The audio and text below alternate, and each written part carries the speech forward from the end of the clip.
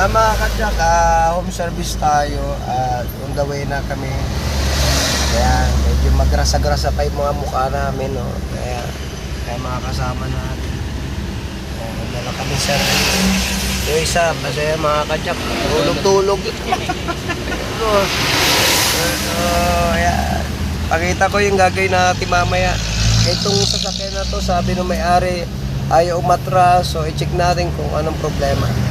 So, ito lang mga kadyak, nakarating na kami at inalis muna namin yung mga langis, yung kanyang DCTF, yung kanyang oil. Inalis din natin kasi usually inaalis namin ito para mabilis magbaklas ng kanyang tornilyo sa clutch. So, ito yung mga katin natin, no? Ayan, balik na. And then, mamaya pakita ko kung anong problema talaga ng sasakyan ito, kung bakit tayo matras. So, dito sa ibabaw, ayan, pinagbabaklas na rin natin. Ayan, babaklasin nyo yung mga yan. Dapat baklasin. And then, syempre, tukuran natin na mataas. Ayan, mataas yung tukod natin para madukot natin yan. Ayun, ito na mga kadyak, yan, babaklasin nyo rin yung shaft. Yung kanyang velocity para sa ganun ay kasi nakakapit yan sa transmission ng mga EcoSport. Yan, dalawa yan ang inaalis natin mga kadyak. Kaya so ito konti na lang mga kadyak at makakalas na natin itong automatic transmission ng EcoSport. So ito yung walang atras, so i-check natin maigi mga kadyak. Ayan. Dahil sa... Ayan si tatay. Ayan si Kaelmer. Ayan. Salamat. Ayan.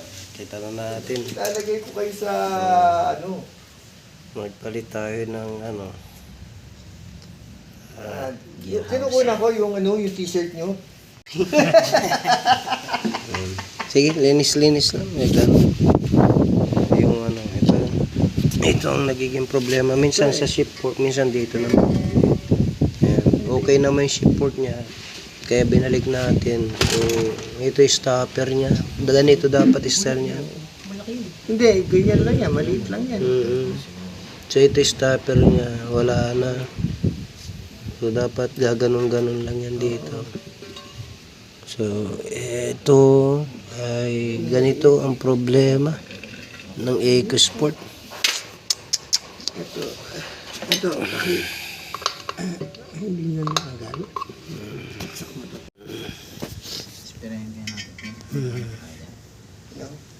Akin na ano. Tawag ka kay ano? Kay kung may gear housing nung ano? Nung gearbox housing nung ano? Nung EcoSport ka. Hintungan.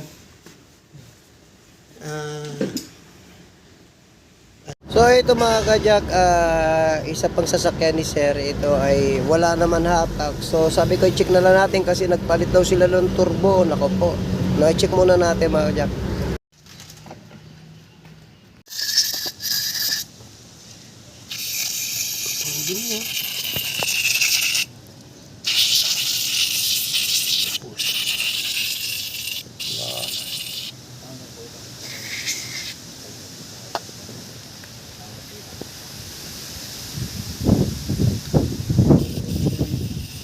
May ano ka doon, may dawap validity puti.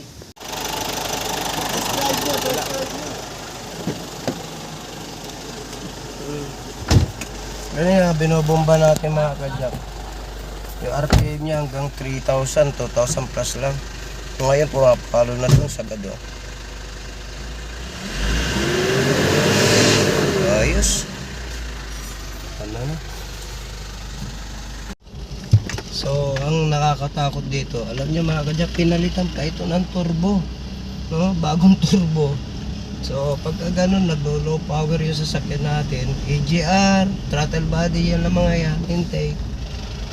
So, ito, okay lang. Lakas na ng hatak.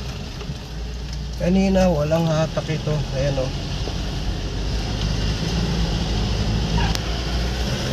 Lakas na.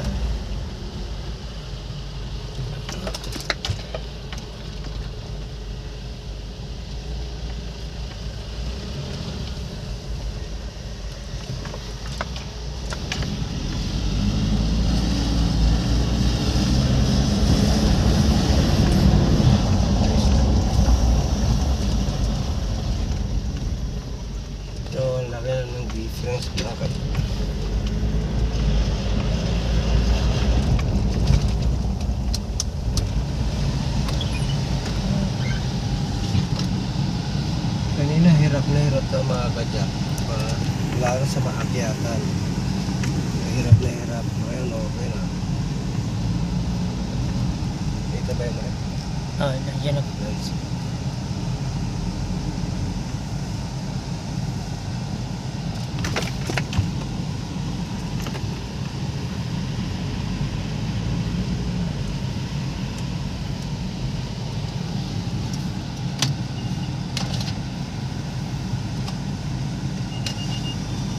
Okay na. Hirap, pinalitan ng turbo. No, kaya na.